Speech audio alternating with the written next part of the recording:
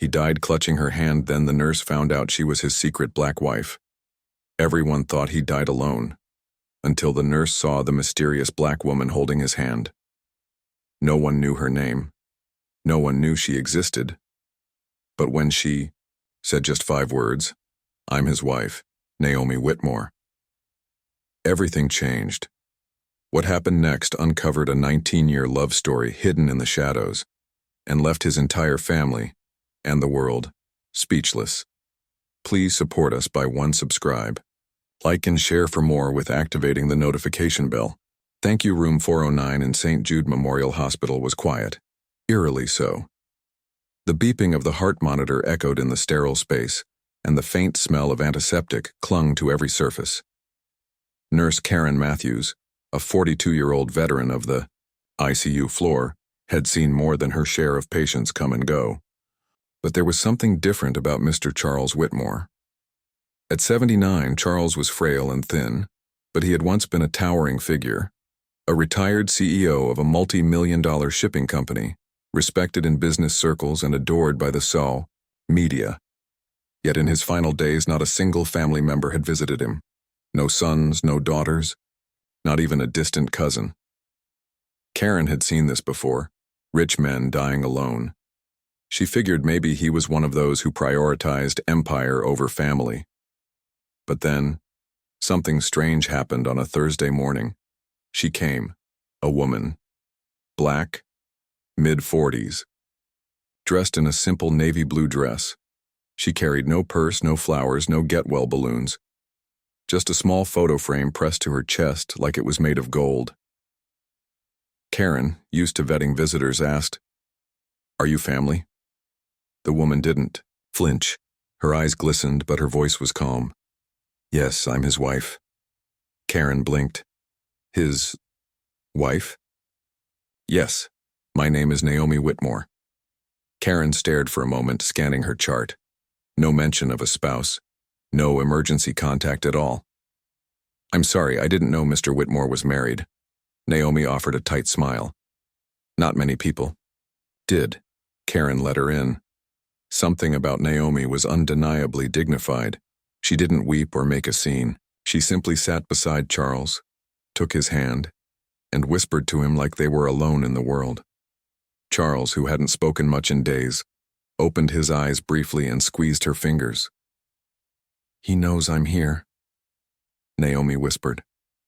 That moment would haunt Karen for the rest of her life. Later that day, Naomi stayed for hours. The staff whispered. None of them had ever seen Charles with a woman. They thought maybe she was delusional or worse, a gold digger.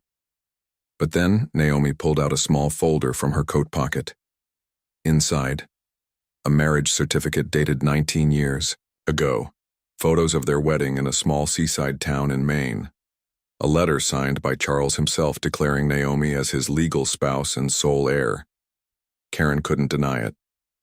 She was telling the truth. Still, a question lingered in the air. Why had Charles kept her a secret? When Karen finally asked, Naomi looked out the window, her voice low. "Because I wasn't the wife his family wanted." Naomi met Charles 2 decades ago. She was working as a public relations consultant, hired to clean up a media scandal involving one of his subsidiaries. He was sharp, witty, and surprisingly humble for a man of his stature. Their connection was instant and undeniable. They dated, quietly for a year, then eloped. Charles swore to her that he'd reveal their marriage when the time was right. But that time never came.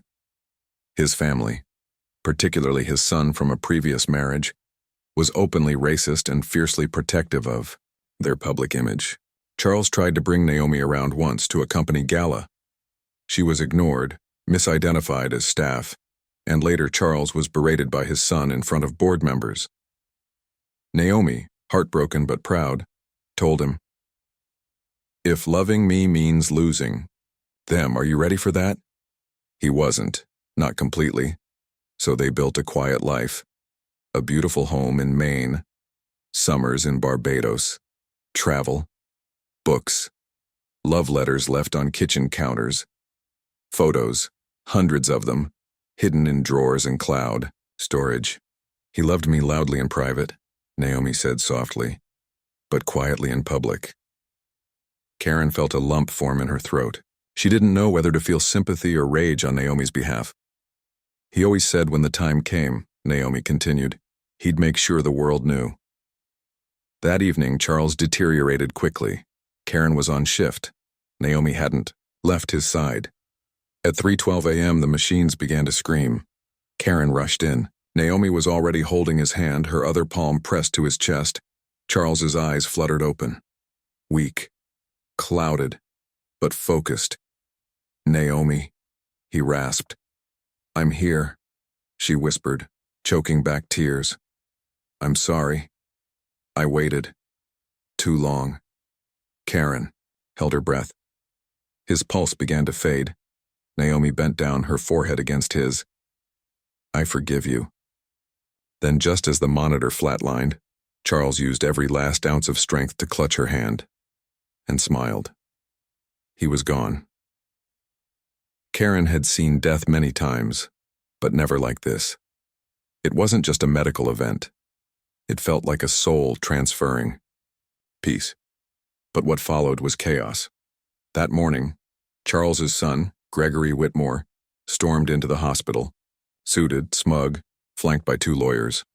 We're here for my father's belongings and documents, he barked at Karen.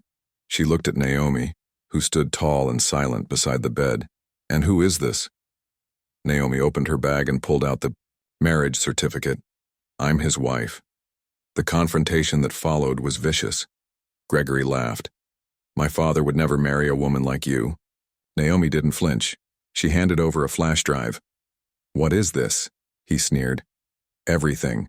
Photos, letters, voicemails, videos, 18 years of love, and legal proof. Gregory threatened legal action, called her every name but the one that mattered. Wife. But Naomi stayed composed. He may have lived quietly, but he died honestly. 3 weeks later, the will was unsealed. To everyone's shock, Charles had updated his will 6 months before being admitted to the hospital. Naomi was listed as sole beneficiary. The company shares? In her name. The estate? Left to a nonprofit. Scholarship fund in her honor. The Naomi Whitmore Foundation for Women in Media. The media pounced. A secret black wife was the headline that trended for weeks. But the more people learned about Naomi, the more the narrative changed. She wasn't just a wife, she was a businesswoman, a published poet, a quiet philanthropist who had helped dozens of underprivileged kids attend college without once asking for credit. Karen watched the coverage with tears in her eyes. Naomi never gave a TV interview, but she released one statement. Love doesn't always need a spotlight, but truth deserves one.